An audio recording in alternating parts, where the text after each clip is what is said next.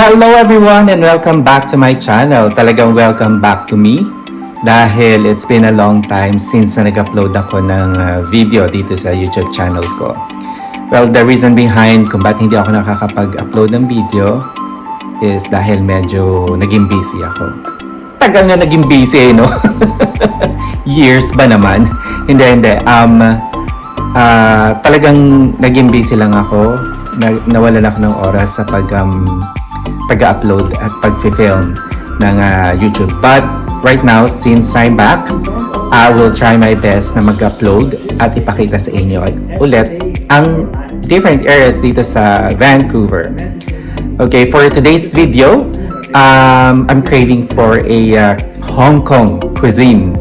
Kasi may naiisip ako na puntahan natin na medyo sikat dito. Kumbaga, sikat dito kapag nagki-crave ka ng that type of cuisine.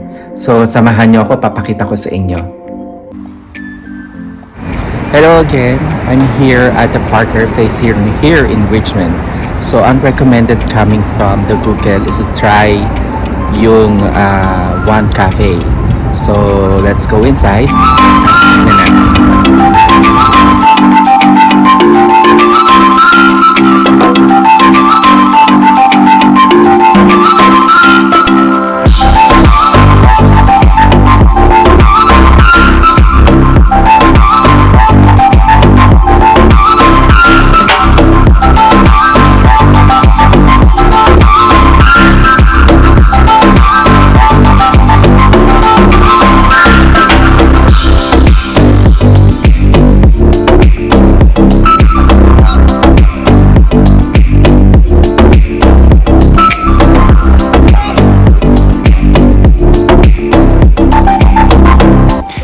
My apologies, my audio wasn't working well when I was at One Cafe.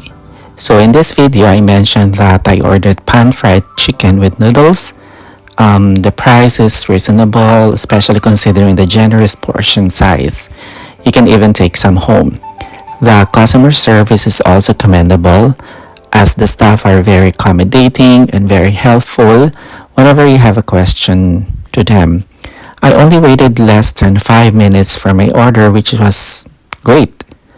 And as for the food, I was pleasantly surprised because it wasn't too salty, too sweet, the flavor just right. So overall, it's a really good option for a snack or merienda.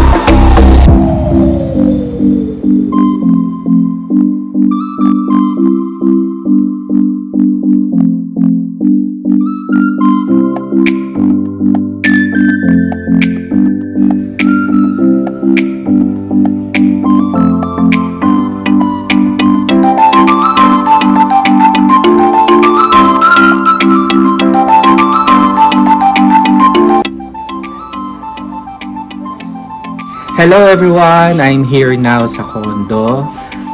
So galing tayo doon sa One Cafe. My recommendation from 1 to 5, 1 is being the lowest and 5 is the highest. I would say na parang 3.5 siya. With regards to taste, very tasteful, very flavorful. Hindi siya maalat, hindi siya matamis, tamang-tama lang siya. But yung kind of noodles nila is para siyang yung essence noodles or yung sa mga sa yung mga instant noodles. Yun ang kanyang kind of noodles na ginagamit nila. Yun lang yung medyo hindi ako in favor for that. Pero kung hanap nyo yung parang merienda, it's parang that's the right place to visit and to eat. And also nung nandun ako kanina, ang daming tao. Biglang dumami yung tao. Halos mapuno yung lugar nung one cafe. And maraming umorder din sa kanila. Yeah, it's recommendable if you are craving for a Hong Kong style na noodles or Hong Kong style na food. And it's easy lang siya. Just two bus away from my place. Kaya madali ako nakapunta doon. So overall, try to visit them.